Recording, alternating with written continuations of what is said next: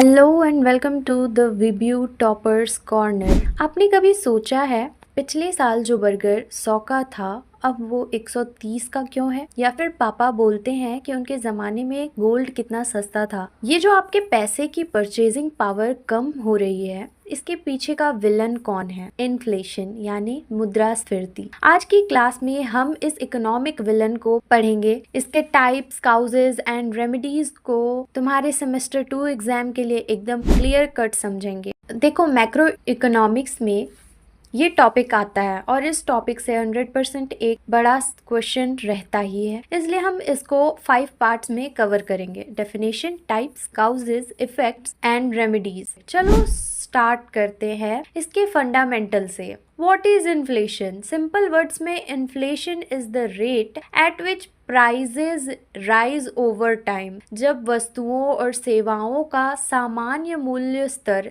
लगातार बढ़ता है तो उसे इन्फ्लेशन कहते हैं। इन्फ्लेशन का सीधा मतलब है कि आपके पैसे की क्रय शक्ति, परचेजिंग पावर कम हो गई है, यानी कि आपका जो पैसा है, आपकी जो करेंसी है वो वीक हो गई है, कमज़ोर हो गई है। एग्जाम्पल, अगर इन्फ्लेशन 10% है तो जो चीज़ 100 रुपए की थी वो अब 110 की हो गई। मेजर, इंडिया में हम इसको कंज्यूमर प्राइस इंडेक्स CPI से कैलकुलेट करते हैं। CPI बेसिकली एक basket of goods and services की एवरेज प्राइस चेंज देखता है। नाउ इन्फ्लेशन के मेन टाइप्स, मुख्य प्रकार। इन्फ्लेशन के 2 सबसे इम्पॉर्टेंट टाइप्स है जो आपके एग्जाम में आते हैं और दोनों का रीजन जो है वो अलग है। First is demand pull inflation यानी मांग जनित मुद्रास्फीति। कंसेप्ट है too much money is chasing too few goods, मतलब कि बहुत ज्यादा पैसे बहुत कम चीजों के पीछे भाग रहे हैं। जब इकोनॉमी में aggregate demand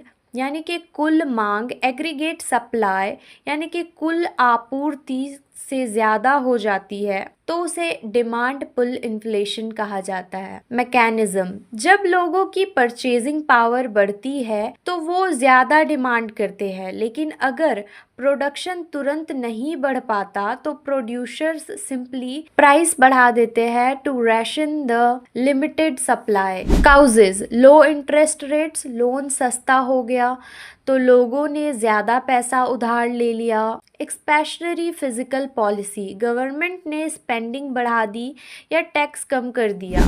now B, cost push inflation, लागत जनित मुद्रास्फीति। कंसेप्ट है cost push prices up, cost बढ़ती है तो प्राइस भी पुश हो जाती है। जब प्रोडक्शन की लागत जो है वो बढ़ जाती है और फर्म्स अपनी प्रॉफिटेबिलिटी मेंटेन करने के लिए वो कॉस्ट कंज्यूमर्स पर शिफ्ट कर देते हैं। मैकेनिज्म, प्रोड्यूसर्स का प्रॉफिट मार्जिन कम हो रहा है तो वो प्राइस बढ़ा देते हैं। काउजेज, रॉ मटेरियल शॉक, जैसे कि क्रूड ऑयल यानी कि कच्चा तेल का प्राइस सडनली बढ़ जाना, इससे ट्रांसपोर्ट और मैन्युफैक्चरिंग कॉस्ट बढ़ जाती है, जिसके कारण जो प्रोड्यूसर्स है वो अपने सामान का प्राइस इंक्रीज कर देते हैं। वेज इंक्रीज, वर्कर्स की सैलरी बढ़ गई हो तो कंपनी की कॉस्ट बढ़ जाती है, यानी कि ये सब चीज जो हो रहा है वो प्राइमरी लेवल पे हो रहा है। देन हायर टैक्सेस, गवर्नमेंट ने प्रोडक्शन पे इनडायरेक्ट टैक्सेस बढ़ा दिए हो। इट्स इफेक्ट्स, प्रभाव, किसकी जीत किसकी हार। इन्फ्लेशन सबको एक जैसा अफेक्ट नहीं करता, ये इनकम और वेल्थ को रीडिस्ट्रीब्यूट करती है। फिक्स्ड इनकम अर्नर्स पर्सन्स जो होते हैं बहुत ज़्यादा असर पड़ता है क्योंकि उनके खर्च बढ़ जाते हैं, बट उनकी सैलरी जो है वो पहले से ही जो फिक्स्ड है वही चली आ रही होती है। फिर आते हैं डेबिटर्स यानी उधार लेने वाले, तो उन लोगों का भी जीत होता है। लोन जो है वो सस्ते पैसे से चुकाया जाता है। फिर क्रेडिटर्स, उधार देने वाले, उनको वापस मिला हुआ पैसा कम वैल्यूएबल हो जाता है। देन इन्वेस्टमेंट, सेविंग का रियल रिटर्न जो होता है वो कम हो जाता है। प्रोड्यूसर्स एंड बिजनेसमैन, वो जीत की तरफ होते हैं क्योंकि शॉर्ट टर्म में ज़्यादा प्रॉफिट होता है, बट फिर भी लॉन्ग टर्म में अनसर्टेनिटी ही रहती है। These are the effects of inflation. अब रेमेडीज यानी कि उपाय देख लेते हैं, इन्फ्लेशन को कैसे कंट्रोल करें। इन्फ्लेशन को कंट्रोल करने के लिए आरबीआई, मॉनेटरी पॉलिसी और गवर्नमेंट फिजिकल पॉलिसी मिलकर काम करते हैं। मॉनेटरी पॉलिसी देख लेते हैं तो मॉनेटरी पॉलिसी जो है आरबीआई के हाथ में है, यानी कि आरबीआई के अंडर आता है। इसका एम है to reduce the money supply and make borrowing expensive, और इसके लिए जो टूल्स वो यूज करते हैं इज रेपो रेट, जिसे वो इंक्रीज करते हैं। बैंक्स के लिए लोन महंगा होगा, पब्लिक के लिए लोन महंगा होगा तो डिमांड कम हो जाएगा। सीआरआर, एसएलआर ये भी इंक्रीज होता है, बैंक्स को ज्यादा पैसा रिजर्व रखना पड़ेगा, लेंडिंग कैपेसिटी कम हो जाएगी, मनी सप्लाई खुद ब खुद कम हो जाएगा। अब फिजिकल पॉलिसी पे आते हैं, ये गवर्नमेंट के हाथ में होती है। इसका एम होता है to reduce aggregate demand through spending and taxation, यानी कि ओवरऑल जो डिमांड है उसको कम करना।